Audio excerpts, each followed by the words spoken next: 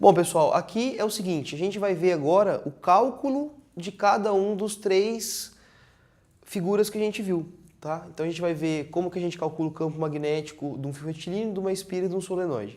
O que a gente tem que pensar é o seguinte, quando a gente passa uma corrente, independente do lado aqui, dentro de um condutor, essa corrente é o movimento do elétron que está lá dentro. Então se eu vario a corrente, pela definição de corrente, estou variando a quantidade de carga que passa aqui dentro. Então, se eu tenho maior variação de campo elétrico, eu tenho maior variação de campo magnético. Então, esse campo magnético, ele depende da corrente que passa pelo fio. Depende de forma diretamente proporcional. Se eu aumento a corrente, se eu aumento o número de carga que passa por ali, obrigatoriamente eu vou aumentar a perturbação que sofreu ali, então eu vou aumentar o campo magnético. Tudo bem? Outra coisa que influencia diretamente o campo magnético é onde você está fazendo isso aí. Se você faz um campo magnético no espaço, que você não tem nada, você tem vácuo, você está num meio diferente do que você fizer na água, o mesmo experimento.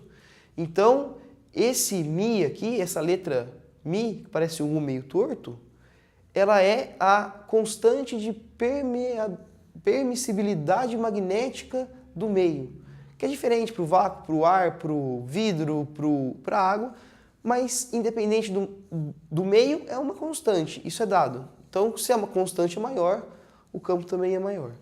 E embaixo, esse 2π é da parte matemática para a gente chegar nisso, isso não interessa para a gente saber de onde chegou.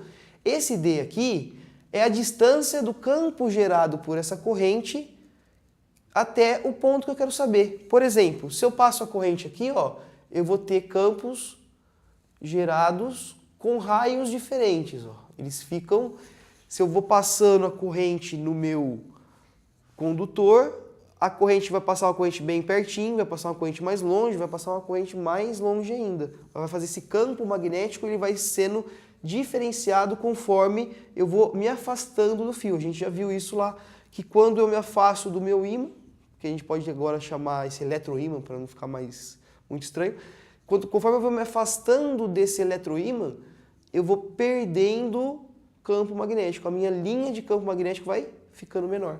Então, esse D é a distância, é o ponto que eu quero saber do meu campo magnético até o fio. Então, essa distância é esse D que está aqui embaixo. Então, quando eu quiser calcular um campo magnético de um fio, esse campo magnético vai ser Mi vezes I, constante de permissibilidade magnética do meio, vezes a corrente, dividido por 2π vezes a distância do fio que você quer achar esse campo magnético. Tudo bem? Nesse caso aqui, a espira, quando a gente passa uma corrente por ela, vamos fazer a corrente aqui subir desse lado da espira, então a gente vai ter um campo aqui dentro dela que vai estar saindo. Para a gente achar esse campo aí, que está dentro da espira, também depende do meio. Então o nosso Mi continua aqui, ele não vai mudar. Também depende da corrente, da mesma forma que dependia o fio retilíneo. Então a corrente está aqui, também é diretamente proporcional. Só que agora depende da distância do fio até o ponto que eu quero saber. Como o ponto que eu quero saber geralmente é o centro da minha circunferência, então essa distância que eu quero saber, que eu quero calcular esse campo magnético, a gente chama de raio. A gente sabe que o raio é o ponto que liga o ponto central até qualquer ponto aqui da minha circunferência. Então esse raio vai ser a distância agora entre o meu fio e o ponto de interesse. Sumiu o π daqui, tá? Não esquece disso aqui, sobe o π. Esse 2 aparece da mesma forma que aparece esse daqui. Então a gente não precisa saber. Então esse campo magnético de uma espira é dado por isso aqui. B igual a Mi vezes I, dividido por 2 vezes o raio dessa espira. Então significa que conforme eu vou diminuindo o raio da minha espira, conforme o meu círculo vai ficando menor, se eu diminuo isso aqui, o meu campo magnético fica maior. Então eu tenho um campo magnético maior, tendo a mesma corrente, quanto menor for o raio da espira. E a última coisa que falta a gente ver aí é o solenoide. Solenoides são várias espiras junto. Então, o que vai acontecer? Eu vou ter dependência da corrente e do meio. eu vou ter dependência da quantidade de espira que eu tenho colocada na minha bobina. Então, quanto mais voltas a minha bobina tem, maior vai ser o campo gerado por ela. Então, depende aqui, ó, desse número de volta, que é dado por essa letra N.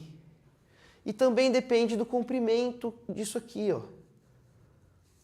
Depende do tanto que eu usei para enrolar esse fio, que é dado por esse L. Então, esse comprimento é o L. Então, o campo magnético de um solenoide é diferente de uma espira, que é diferente de um fio retilíneo. Tudo bem? Cuidado com isso aí. Aproveitando, já que a gente tem as equações aqui do nosso lado, peguei um exercício do ITA. Todo mundo fica assustado quando é do ITA, mas vocês vão ver que é bem tranquilo.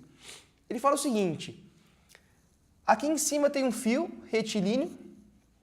Nesse fio retilíneo está passando uma corrente constante de valor I1. A distância que esse fio está do centro de uma espira é de 2 vezes o tamanho do raio dessa espira. Ele fala, a pergunta dele é o seguinte, ele quer saber qual que é a corrente que tem que passar pela minha espira e se ela é no sentido horário ou se ela é no sentido anti-horário. Para quê? Para justamente nesse ponto aqui,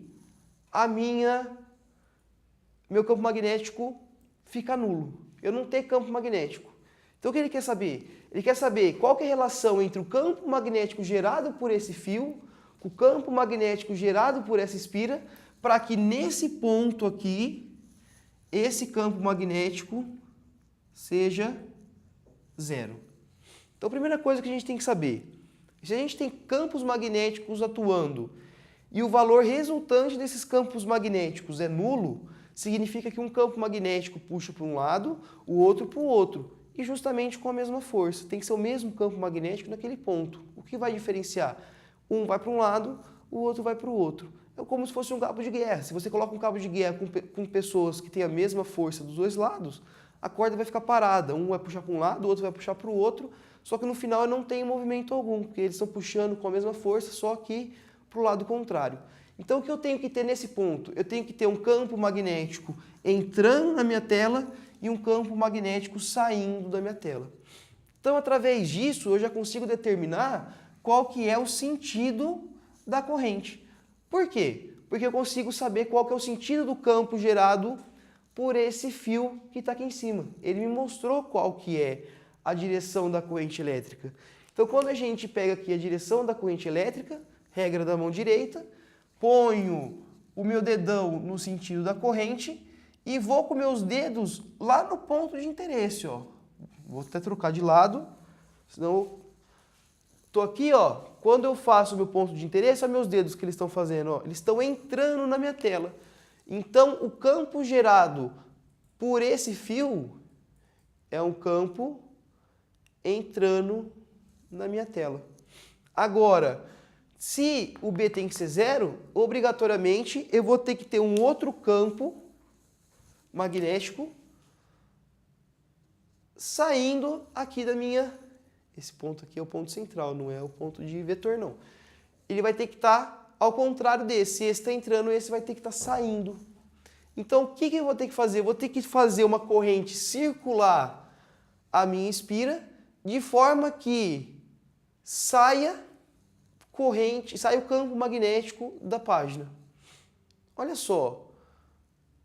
Eu vou pôr o meu dedão no sentido do campo.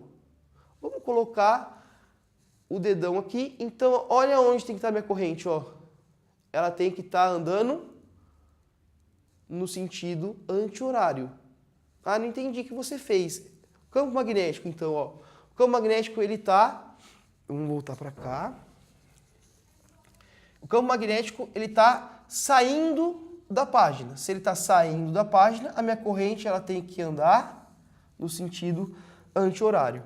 Então, uma parte da resposta a gente já sabe. É no sentido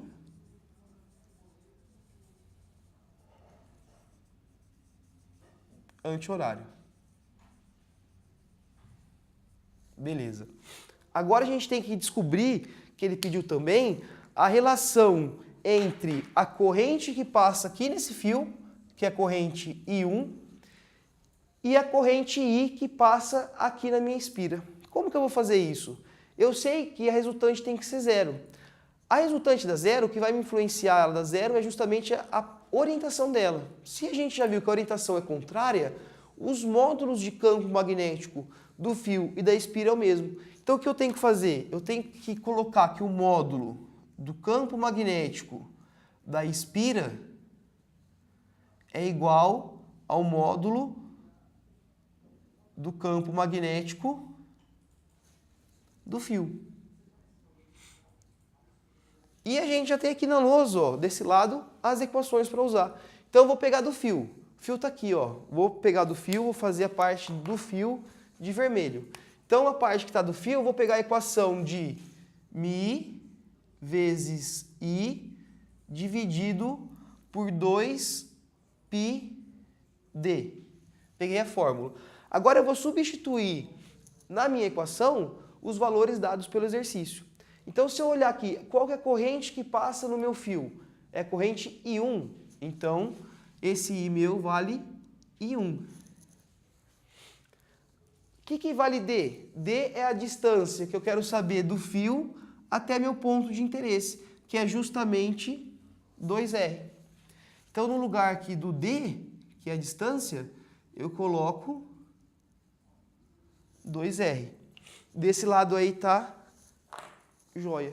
Agora eu vou fazer do lado da espira. Se eu olhar aqui a equação da espira, é essa aqui, ó. Então vai ficar Mi vezes I dividido por 2 vezes R.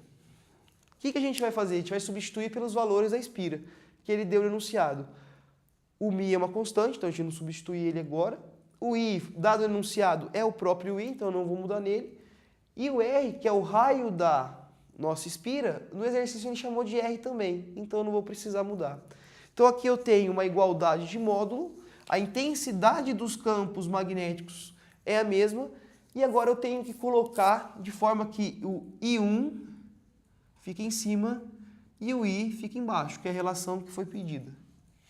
Olha só, eu tenho o Mi de um lado, tenho o Mi de outro. Tenho um 2 de um lado, um 2 do outro. Tenho um R de um lado, tenho um R do outro. Então, para eu deixar o I1 em cima e o I embaixo, esse I passa para lá. Então, fica I1 em cima e o I embaixo. E esse π e 2 passa aqui para cima. Então, fica 2π. Então, a resposta do exercício, eu tenho que ter uma relação entre as correntes de 2π no sentido anti-horário. Era isso que pediu o exercício do ITA. Um exercício teórico que é bem tranquilo de ser feito. Se você entender qual que foi a teoria explicada, você consegue ajustar as equações de cada um deles justamente para o que ele está pedindo. Tem que ter toda a matéria que a gente viu nessa aula na cabeça para fazer esse exercício. Tudo bem? Sabendo fazer exercício, se você não tem dificuldade de entender, sabendo refazer ele sem ajuda, você está preparado nessa parte de campo magnético girado por um fio. Último exercício aqui, o exercício caiu na UFSCar. Ele fala que tem um ímã, os polos do ímã norte e sul, e ele fala que tem um fio todo encaracolado aqui, que vai passar uma corrente descendo pelo fio. Então ele quer saber o que vai acontecer, se é que vai acontecer alguma coisa, com o ímã que está aqui próximo. Como que a gente vê isso aí? Regra da mão direita, a gente vai ver a corrente descendo, então o nosso campo magnético, ó, dentro das espiras, esse campo magnético, ele vai andar aqui, ó. Só que quando ele sai da espira, o que ele faz? Vem para cá. Ou desce. Só que o sentido ele não muda, ó. O sentido tá vindo, tá vindo, tá vindo, tá vindo. Aqui embaixo também. É a mesma coisa. Tá vindo, vem vindo, vem vindo. E aí, se a gente observar bem isso aí, ó, a gente pode substituir aqui dentro por um ímã. Porque a gente sabe que num ímã, obrigatoriamente, quando a gente tem linhas saindo, a gente tem o polo norte. Quando a gente tem as linhas entrando, a gente tem o polo sul. Então, se eu aproximo o polo norte do polo sul, eu tenho a atração. Então, o ímã vai se movimentar sendo atraído pelo solenoide que está ali dentro.